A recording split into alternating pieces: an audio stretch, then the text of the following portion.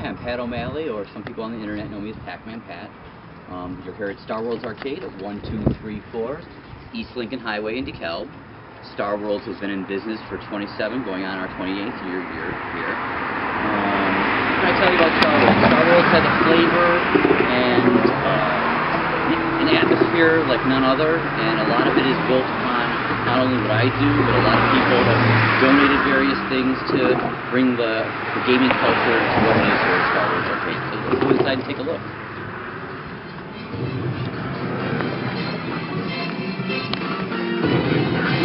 Here at Star Worlds Arcade, we tend to focus on a lot of, well, what I call vintage, but now I hear it termed as retro or classic arcade games, as far as video games and pinball.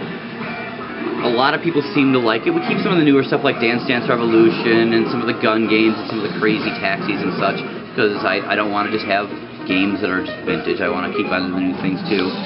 Pinball is a big focus of ours. You don't see pinball that often anymore because it's hard to maintain. You have to be very creative, and you have to be technically minded as well as mechanically minded to maintain a pinball machine. And it seems to be a dying art that's out there. And other than us, I know many hobbyists that help us along the way as much as we help them along the way. So it's kind of a cool interaction with the hobbyists and some of our customers that are players, that are actually own some of these games at home. But typically you find pinballs out in the public, and a lot of times they're not clean, they're not maintained well, and it's a job, it's a love, but we do a really good job. We do the best job we can here at Star Worlds. Okay, so you're going to demonstrate some of these games for us? Yeah, definitely. Let's see, Hook is the most popular game that we've had at this location since we opened here in 2004. That if I took this out of here, I would be in big trouble. I'm not sure. It's very early 90s. It may even be 1990, 91. But it was taken after the movie. Then I think that's what people have the love of it. Data East was in business probably for about 10 to 12 years in the pinball market. And like a lot of other pinball companies, they have ceased to be making new pinballs. Stern Electronics is the only pinball manufacturer right now in the whole world. I hear there's another company or two out there playing with a few titles, which is always good to see, competition.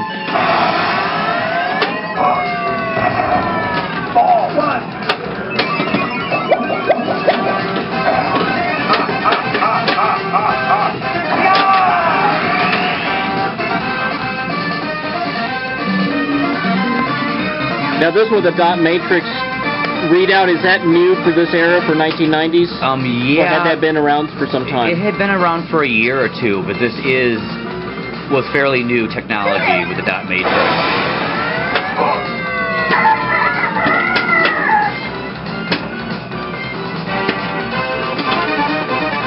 Now, is Data East known for any particular specialties, something that was their trademark? Data East started out in video games, and they had some great, huge titles in the late 80s. And I think they got into the pinball market late 80s or early 90s, and I think they had their first pinball was Secret Service or Laser War. I cannot remember. I think it was Secret Service. But they wanted to break into the market, and their pinballs. Hard to talk and play. They mimic inside bars, the gameplay. They have a play of their own, like every company. The inside, the inner workings were very much like Williams Electronics pinballs, to the point that I believe there were a few lawsuits between the two companies at points. But Data East has a certain play to it. This model, by the time they got here, there was two-stage flippers in there where you're running one voltage to knock the flipper up and another voltage to hold it. That was fairly new for this technology. And so this machine has that two-stage flipper? Yeah. Okay. And it also has a lot of, instead of micro switches for your switches or your scoring, they started using optos on pinballs, which typically are a good thing, but sometimes optos can be bad, just like any open and close switch too. Okay. All right, what's this next one? This got an older scoreboard there. This has the typical older stuff that you saw through, well, it was the late 80s when you started seeing the alphanumeric score displays that this has, where it actually can spell out words. This is Williams Electronics. This pinball actually is a cool theme to the local area being Chicago here. It's taken after the story of Mrs. O'Leary's cow that tipped over the lantern that started the Chicago fire. I'm glad you explained it because I couldn't figure out the sound when you put the coin in. By the That's cow. a cow. Okay. So this is a Chicago-based machine. Yeah, definitely. And And it's not based on a movie, it's just a theme-based. Yeah. And what's cool thing is it even has the fire bell on the top. I love the sounds on this machine. Yeah, the old ragtime. But when you're playing this, your whole basic play on this is you want to trap the balls up in the sides here, and then you want to get multi-ball going on there, and when you have multi-ball and flips.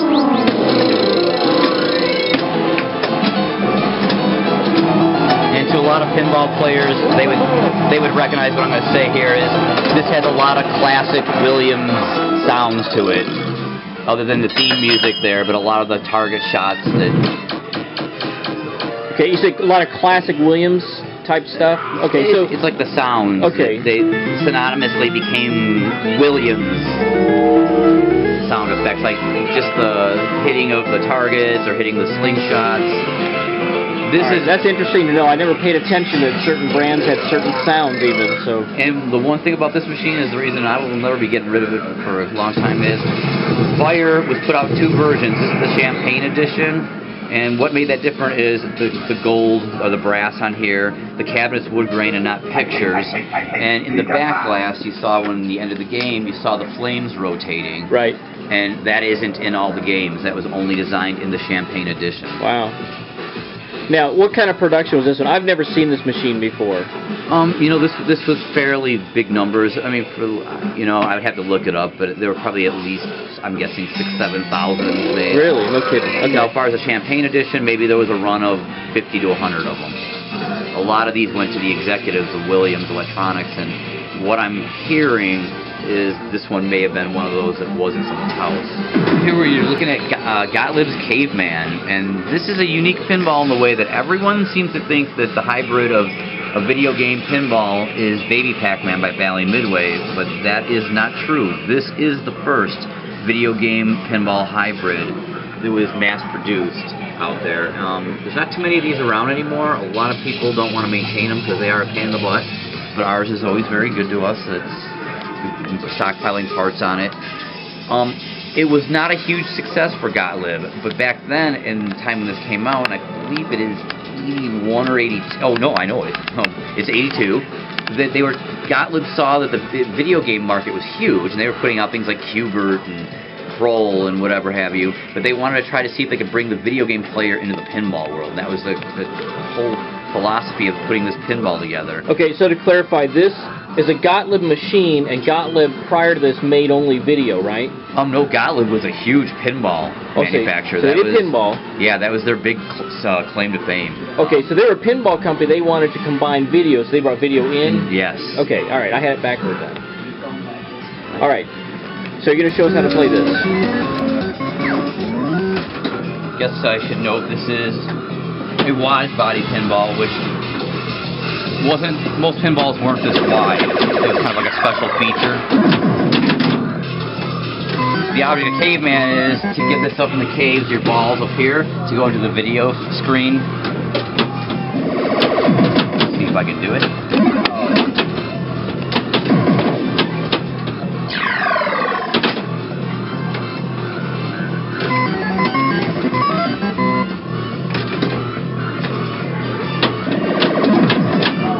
It's interesting how the launch on this one has got just a quick U-turn. It's not a long launch like your most pinballs. Well, in a way, on a lot of pinballs, you'd call that your skill shot, on how you're going to hit it, to where you're going to let that ball land. Let me try that again and see if I can get into video mode. I noticed actually when you played it, you had no problem getting in there. No, it took me a game to get in there first.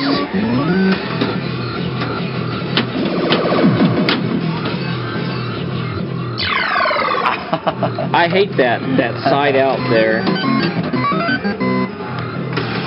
Yeah, the guy, where is he? He's usually in here, at least on Saturdays afternoons.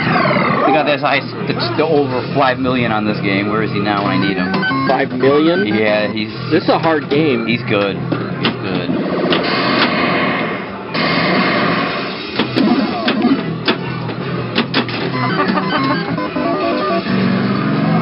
I will attempt this one more time. If I can't do it, I guess the omen is that you have to come here to Star Worlds and give it a shot yourself.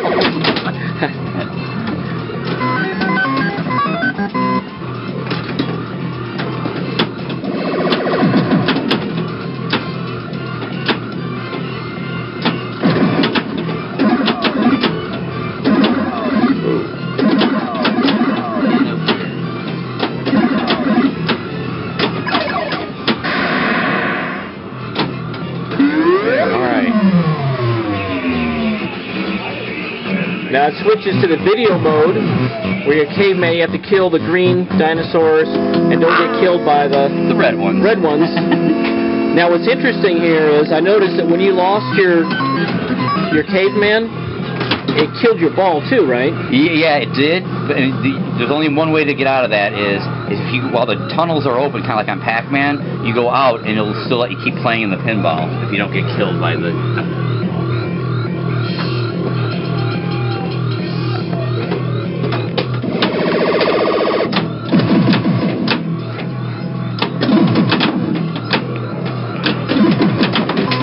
Now the way it's controlling the caveman, there's actually a joystick on this pinball machine, which is extremely rare. I don't know of any other pinball that has this style pinball casing video thing where there is a joystick. And how did there was another video pinball, wasn't there?